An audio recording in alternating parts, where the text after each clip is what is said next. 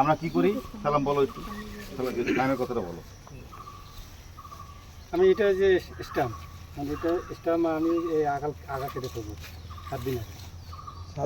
7 দিন আগে আবার যে গাছ থেকে আমি সাম নেব তো একই দিনে ওই মানে আমি সামটা নেব, এটাও আগাটা কেটে দেবো।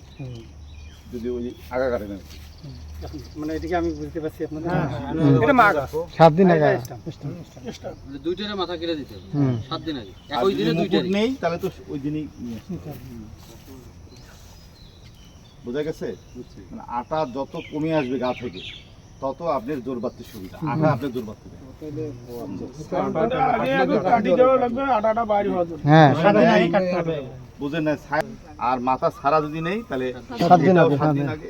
এটা যেটা রুটি স্টক এটা 7 দিন আগে কাটতে হবে, কিন্তু ওটা 7 দিন আগে কাটা লাগবে। কাটা লাগবে না। না মাথা নিলে লাগবে 7 না, দিন আগে কাটবো আর সামটা যেটা সায়নটা 7 দিন আগে না। এইটার ক্ষেত্রে ইটগুলো চোখগুলো কাটালের কলম কিন্তু ঘোরায় করার নেই, মানে দক্ষিণ অঞ্চলে নিচুতে কলম করে। কেন করে বলেন তো? কেন নিচে? আমাদের এমনি ধারণা নাই। ফলটা যখন নিচে লাগাবো ওই জায়গাটা তো কারণ কানের থেকে নিচে থেকে তো ফল ধরে। ওই দেখেন এটা কিন্তু একটু বেশি আমরা ইয়ে রাখতেছি,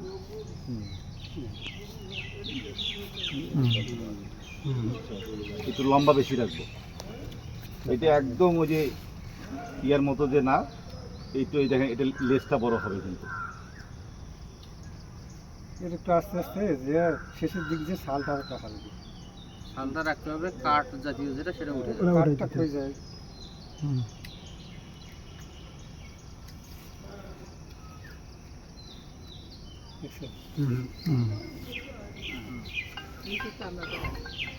শুধু চামড়া লাগবে।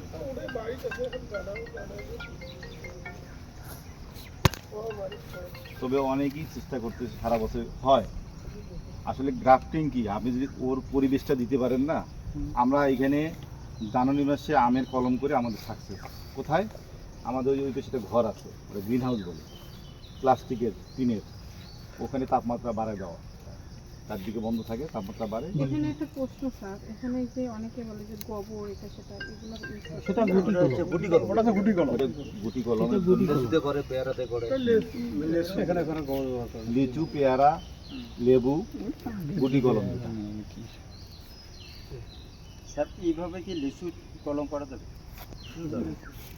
লিচু গুটি না, লিচু পরে আপনি করে দেখেন, জিজ্ঞেস করলাম। আমার জানা নাই। গুটি কলম ছাড়া লিচু কোনো গ্রাফটিং বা আমার আরেকটা প্রশ্ন আছে জোর কলম হয় না আপনার। এটা হলো